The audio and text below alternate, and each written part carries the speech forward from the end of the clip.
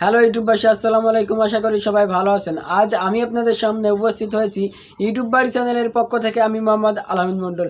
আজ আমি আপনাদের একটি কথা বলতে চাই যে ইউটিউব কি। আসলে আমরা ইউটিউব চালাই বা ইউটিউব থেকে ভিডিও দেখতে দেখতে অনেক ভালো লাগে, কিন্তু জানি না যে ইউটিউব কে তৈরি করছে বা কোথা থেকে আসছে বা ইউটিউবের ইনকাম কত বা কীভাবে। আসলে আমরা ইউটিউব সম্পর্কে কোনো ধারণা নেই, জাস্ট আমরা চালাই।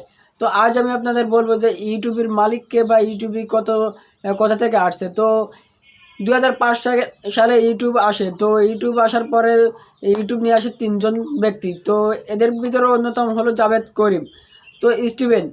তো 2005 সালে যখন ইউটিউব আসে, তখন 2007 সালে গুগল কোম্পানি তো ইউটিউব কোম্পানিকে কিনে নেয়। তো 1.2 বিলিয়নে কিনে নেয়। তো মাসে 1.2 বিলিয়ন মানুষ ইউটিউবে ভিজিট করে এবং ইউটিউবের বর্তমানে ইনকাম আছে $13 বিলিয়ন।